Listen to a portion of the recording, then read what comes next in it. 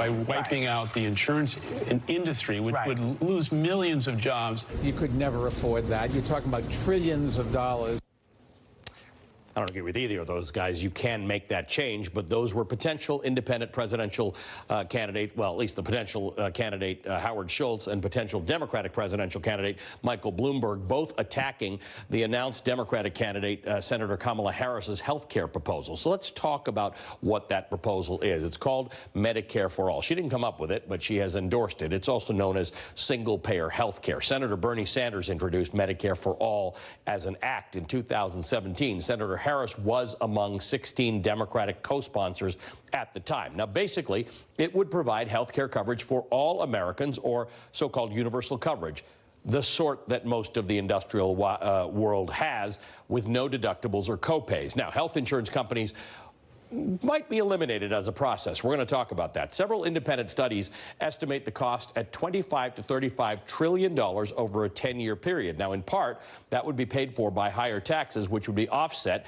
by not having to pay health care premiums, either from the company's point of view or the individual's point of view. Let's talk about this a little more. Joining me now is Dr. Kavita Patel. She's a practicing physician at Johns Hopkins Medicine, and she helped draft the Affordable Care Act, also known as Obamacare. Kavita, good to see you again.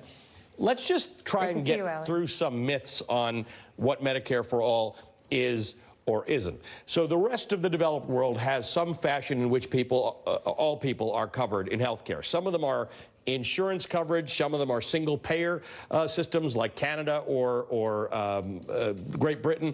Most of them are not a Medicare for All idea. This is just one type of way to do it.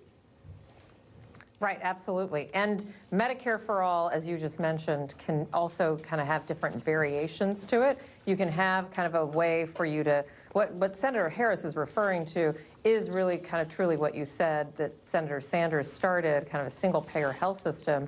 But I think that the goal is to have care for everyone, and the way you get there in a Medicare for All system can be different. You don't have to, just turn a light switch on overnight and turn everything off.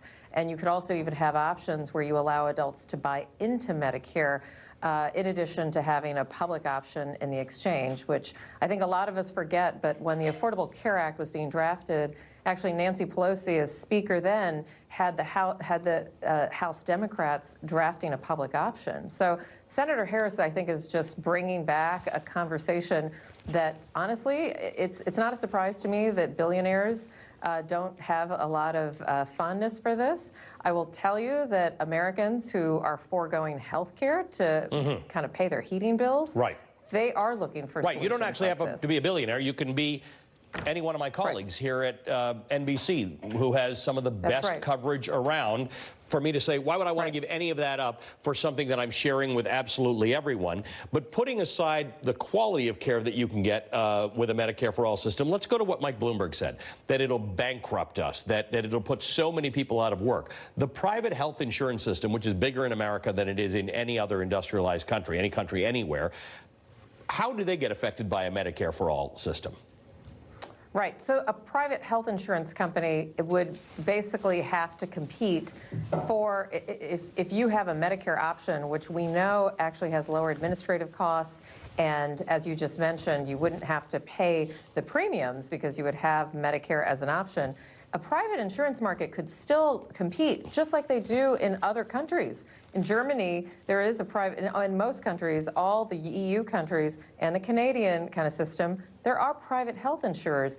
It's just that they are actually the ones that the people who are more wealthy and can afford private insurance on top of what the government provides. So what would happen in a current kind of plan, if we did actually switch Medicare for All on, then all the kind of employer-based tax credits, a lot of the things that you and I as employees would enjoy would go away, because those would be used to fund Medicare for All. So when we talk about those costs, those massive costs over 10 years of putting in a Medicare for All system, we have to keep in mind that we pay 2 to 3 times what most industrialized countries pay for very similar outcomes. Sometimes those other countries have better outcomes, health outcomes, than the United States has. Right. Right. Just look at your paycheck to think about what your wages would be if the premium dollars you're paying or what you share with your employer. And remember, a lot of employees don't actually have employers contributing to their costs, but they access insurance through their employer, who then receives a tax credit. So it's, I think Senator Harris, first of all, it's interesting that so many of these presidential candidates are putting a pretty bold stake in the ground, and I applaud that. I think it's because of what you said. This is a top issue for voters.